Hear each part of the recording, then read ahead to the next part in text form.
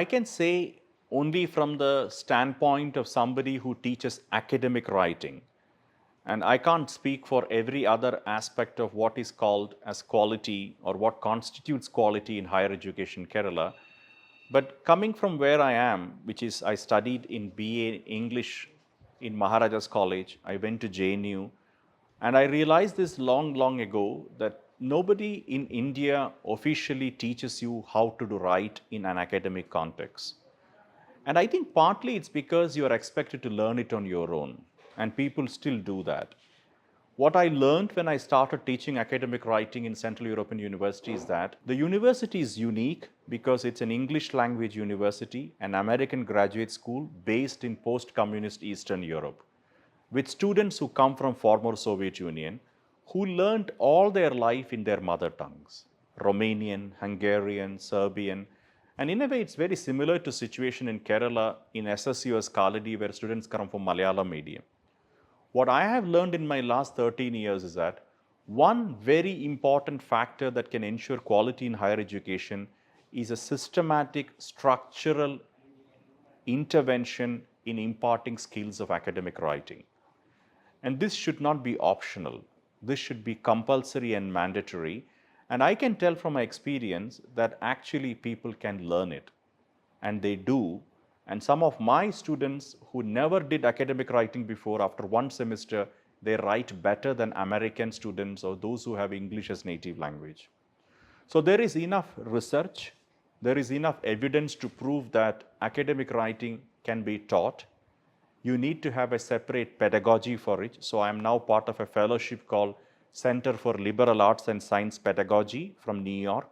And our goal is to see how liberal arts can become better by writing intensive training.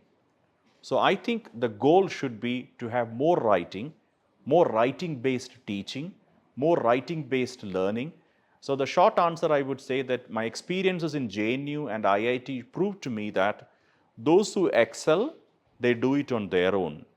At the PhD level, you do get help from supervisors, but unfortunately, that's not enough for weak students. And if you really want to improve the quality of our PhD MA thesis, if you want to improve the critical thinking skill of our students, their communication skills, they definitely should do much more writing. And even teachers should be taught how to include writing in the class. യൂറോപ്പിലും ഞാൻ താമസിക്കുന്ന eastern യൂറോപ്പിലും ഞാൻ work ചെയ്യുന്ന central and eastern യൂറോപ്പിലും ഓസ്ട്രിയയിൽ പോലും German speaking വേൾഡിൽ പോലും ഇതൊരു ഫാക്റ്റാണ്. ഇന്ത്യയുടെ കോണ്ടെക്സ്റ്റിലും കേരളത്തിൻ്റെ കോണ്ടെക്സ്റ്റിലും ഒരു പോസ്റ്റ് കൊളോണിയൽ സൊസൈറ്റി ആയതുകൊണ്ട് ഇംഗ്ലീഷ് അറിയാവുന്നവർക്കൊക്കെ അക്കാഡമിക് റൈറ്റിംഗ് അറിയാമെന്നും ആ ഒരു ഇക്വേഷൻ്റെ ബേസിസിൽ ഇംഗ്ലീഷ് പഠിപ്പിച്ചു കഴിഞ്ഞാൽ അത് that will be taken care of എന്നാണ് എല്ലാവരും ധരിക്കുന്നത്. This is a completely fallacious idea. ഇതിന് പെഡഗോജിയിലോ എഡ്യൂക്കേഷൻ റിസർച്ചിലോ ഒരു എവിഡൻസും പ്രൂഫും ഇല്ല. In fact, I can say to the contrary, as a researcher in writing science and pedagogy, we have abundant evidence coming from the United States. In fact, when Afro-Americans joined New York universities in 1960s, appoyana writing-based teaching into a വലിയ revival ഉണ്ടായത്. ഇവരെല്ലാവരും first generation learners ആയിരുന്നു. സ്ലേവറിയിൽ നിന്ന് വന്നവർ, and they entered the university space and nobody knew how to make them literate. So the origins of peer-based tutoring in academic writing comes from a historical context of empowerment. So നമുക്ക് മനസ്സിലാക്കേണ്ടത് ഇത് language ആയിട്ട് ബന്ധപ്പെടുത്തുന്നത് is definitely erroneous. Second, I think English അറിഞ്ഞിരിക്കണം, പക്ഷേ English അറിയുന്നവരൊക്കെ academic writers ആവാന്ന് പറയുന്നതും it's a huge jump in logic. എന്നെ സംബന്ധിച്ചിടത്തോളം ഞാനിപ്പോൾ ചെയ്യുന്ന ഈ ഫെലോഷിപ്പിൽ ഞാൻ പഠിച്ചത് എന്താണെന്ന് പറഞ്ഞാൽ റൈറ്റിങ്ങിനായിട്ട് ഏറ്റവും കണക്ട് ചെയ്യേണ്ട കോൺസെപ്റ്റ് ലാംഗ്വേജ് അല്ല, തിങ്കിങ് ആണ്. So I think the approach we need to bring about is an approach called writing and thinking approach. എന്തുകൊണ്ടെന്ന് വെച്ചാൽ പറയുന്ന പോലെയല്ല നമ്മൾ എഴുതുന്നത്. അതുകൊണ്ട് തന്നെയാണ് ചിന്തയും എഴുത്തും തമ്മിലൊരു ബന്ധമുണ്ട്. അതിന് കോഗ്നിറ്റീവ് റിസർച്ച് പ്രൂഫുണ്ട്. നമ്മളിപ്പോൾ കാണുന്ന എല്ലാ ഇഷ്യൂസും ഫേക്ക് ന്യൂസും ഈ പറയുന്ന ഓൺലൈനായിട്ടുള്ള കാര്യങ്ങളെല്ലാം എന്ന് പറഞ്ഞാൽ നമ്മുടെ കമ്മ്യൂണിക്കേഷൻ ഈസ് വെരി സൂപ്പർഫിഷ്യൽ. ക്രിട്ടിക്കലായിട്ടൊരു കാര്യം പഠിക്കണമെങ്കിൽ അത് അക്കാഡമിക്കായിട്ട് എഴുതിയാലേ പറ്റുള്ളൂ. അതിന് സ്പേസ് വേണം, സമയം വേണം. അത് പഠിപ്പിക്കാനായിട്ടൊരു സ്ട്രക്ചർ ഉണ്ടാവണം. അതിന് ഒരു പ്രോസസ്സ് ഉണ്ട്. സോ എന്നെ സംബന്ധിച്ചോളം, coming back to your second question, we are between two poles as you said. Some public ഇൻഡിവിജ്വൽസിൻ്റെ പ്ലേജറിസം കോൺട്രവേഴ്സി വരുമ്പോൾ പീപ്പിൾ ടോക്ക് അബൌട്ട് ഇറ്റ്. അല്ലെങ്കിൽ കുട്ടികൾക്ക് എഴുത്തും വായന അറിയില്ല എന്ന് പറയുമ്പോൾ പറയും. ആക്ച്വലി ഇത് ടു എക്സ്ട്രീംസ് ആണ്. And neither of them are the real issues. ഇത് രണ്ടും സിംറ്റംസ് ആണ്. ശരിക്കും പ്ലേജറിസത്തിൻ്റെ കാര്യം പറയുകയാണെങ്കിൽ even with ChatGPT the real issue is we are not paying attention to the process. എങ്ങനെയാണ് ഒരാൾ ഒരു പേപ്പർ എഴുതുന്നതെന്ന് അറിയാമെങ്കിൽ ആ പ്രൊഫസർ ആ പേപ്പർ പല സ്റ്റേജസിൽ വായിച്ചിട്ടുണ്ടാവും. And then he or she would know then that this student has not written it because I have read her style before. Now, practical side, because I have taught in India, I know that we have a problem of scale and numbers. In the US university, I have a group of 16 students whom I can manage, give personal attention. So, you cannot teach writing in 100 students big lecture hall. It's a skill-based course. You need individual attention. You need a different kind of pedagogy. In fact, writing-based teaching in the main ഉദ്ദേശം തന്നെ എന്താണെന്ന് പറഞ്ഞാൽ it starts from 1980s. Peter Elbow, whom I consider as my pedagogic guru, he said in a book called Writing with Power that writing teaches writing. And it's a mantra for me, which I'm also telling to my SSUS students, that it's not Sanjay who teaches writing, but writing teaches writing. If we know that, the real principle behind it is that you have to write to learn how to write. Now, the second point, therefore, is plagiarism comes in only because we don't pay attention to the process. We are all obsessed with products. And unfortunately, we have very bad ways of assessment, outdated examination system, outdated ways of giving assignments. Write an essay on corruption in India. You don't need ChatGPT. You type it, you get 100 essays there you can use.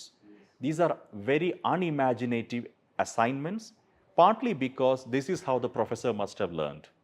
So I think we are still stuck at the level of quality. My point is that we need a radical intervention in the way in which academic writing is taught, learned, and practiced in Indian higher education. Unless we do that, I think our quality will always be a problem. Honestly, this is not because I was selected and invited under the scheme called Erudite Scholar in Residence. I should really congratulate Kerala government, the Kerala State Higher Education, and SSUS Scholarly, especially the Honorable Vice Chancellor Dr. M.V. Narayanan and the whole team at the Center for Academic Writing, because this will be a game changer. My mission here, if I can put it this way, is to basically use the students as the ambassadors of this theme. I think what I'm trying to do, and I think the university is absolutely right in giving me these 21 research scholars for 5 days to work with, because my workshop is called Write to Research, Write to Publish. In other words, I'm trying to teach them that if you do research, it's never complete unless you publish it. So I'm walking through with them students who are doing research in Malayalam, Sanskrit, Hindi, music, and social sciences. In my experience in CEU, Budapest, and Vienna, I always had interdisciplinary work approach. So what is interesting about academic writing is that on the one hand, academic writing is also discipline specific. This genre, a historian writes differently from a philosopher, and a philosopher writes obviously different from a sociologist. So disciplinary differences are important. So the group is heterogeneous. So I think that's also good that they will go back to their departments and spread the word. However, I think I have conveyed this to the university. I hope this is only the beginning. I think we are achieving a lot in 5 days, but 5 days is far less than enough. But I do believe that the reason why this workshop is important and this project is important, because as I understand, Dr. MVN wants this to be a role model for the rest of Kerala.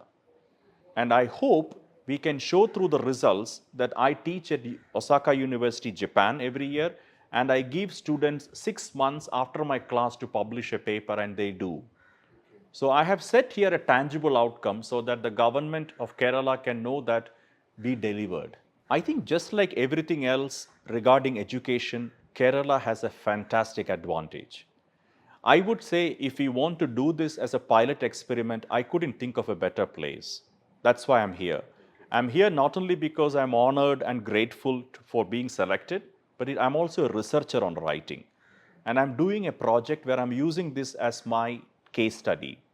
And I would say the first concrete step the government of Kerala and the Ministry of Education should do is to institute courses across all the universities in academic writing. For that, obviously, you need to train the teachers first. If it is dumped on the universities and colleges, they will assign it to the junior most faculty in the English department, and he or she will just make it into an English course. Yeah. And this has happened. Even in Europe, it has happened. I know in my own university, we had issues on trying to tell people why it is important, why it is not just an English course. So that's point number one. We have to create awareness about it. And maybe we can also raise awareness by showing how much of attention comes in the media when a public figure is alleged to have conducted plagiarism. Then we have TV shows and chat shows and nobody knows what is the reality. So we have to demystify academic writing. We should make it clear that for a good democracy, the citizens should be educated. Then they make the right choices. Kerala has an educated population, but they have to be also civic engaged. And I think writing is the best way to create civic engagement. Then they know what are we talking about, why does it matter if somebody copies, etc. The third thing I would say is that we need to create occasions for students to work with each other. The size of the classroom, having 100 plus lecture halls doesn't help. Writing centers should be set up in universities where trained faculty will work as tutors with students, which goes back to my pedagogic idea that we should have an emphasis on process, not on the product. Last but not the least, it's high time universities rethink how we conduct assignments, how we conduct exams, and what are we measuring. So coming back to your first point, one of the things in 2023 in the world is competitive skills. And I have worked in professional institutions including IAM Kozhikode, and I know what corporates want. They want employable people. And more they want people who have humanities background because they are more diverse in their thinking. But what they all want is excellent communicators. And I think academic writing trains you in critical thinking, makes you understand what is fake news and what is not, how to verify sources. So in this era when everybody is a digital native, unfortunately, most people have zero social media literacy. And I think writing pedagogy and writing learning and teaching can definitely address this question of Kerala, which is an over-mediatized society, as I know, with hundreds of channels and all of this. People will learn to actually think while they are watching. I think whether we like it or not, the last 3 years of pandemic proved to us, and I'm telling you, coming from middle of Europe, in a developed country like Austria, everybody has been woken up. All of a sudden, the world realized that in spite of our highest advances in education, we still do not know how to use technology. Okay. I know that my own niece was attending classes here through mobile phone for almost a year in a college in Cochin. That is disastrous. I think we should understand that technology in itself will not help us to use it in a classroom. We need to have training. And I gave an example of academic podcasting because, for instance, I did courses in academic podcasting. Our students do it, and we give even podcasts as assignments for students. So instead of a conventional written essay, which you mug up something or copy something and put it there, they do work, go and interview people, edit it, and they get media literacy skills. But at the same time, a good podcast needs a good structure, needs a good narrative. So they learn skills which I think are intellectual, but are more suitable for this world. And I think one problem that we find in the world, whether it is US or India or anywhere else, is because that people are not critically thinking anymore. And the reason is the media does not give them enough material to do that.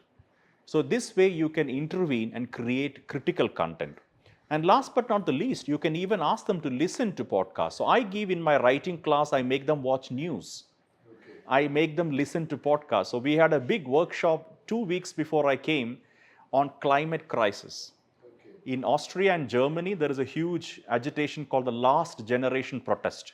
Okay. So I showed a clip and I asked them to write a critical view about what they watched. Okay. And then we wrote a manifesto together.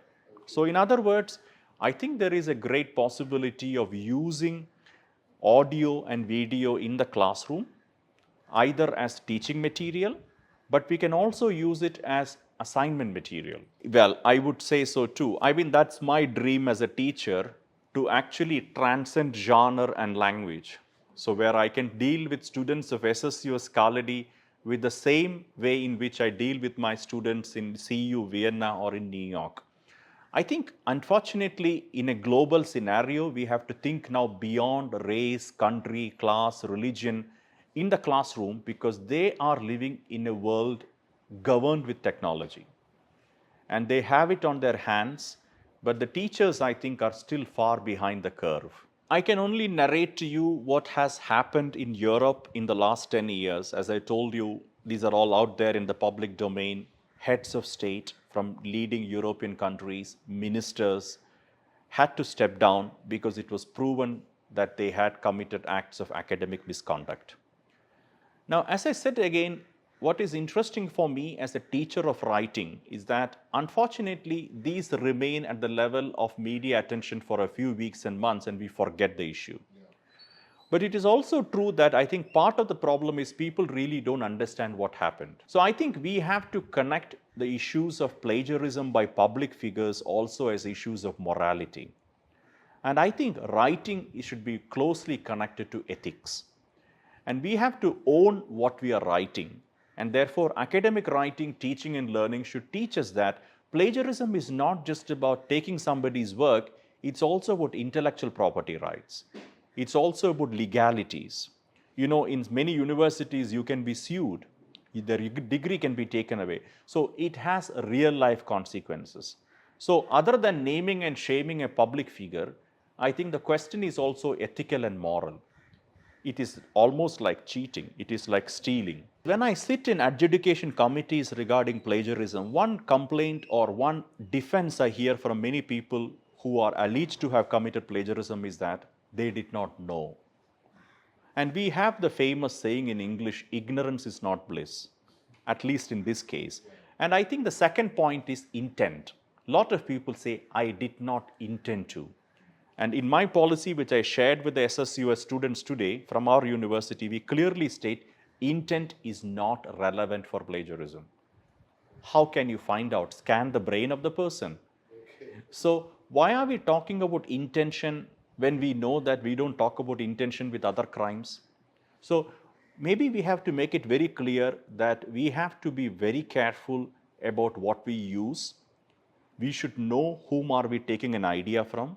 Give credit where it is due, attribute it, give correct citations, and let us face it, not everybody needs to be having a PhD. You should earn your PhDs. And that's what makes it a PhD, because a doctor of philosophy is somebody who actually made a contribution.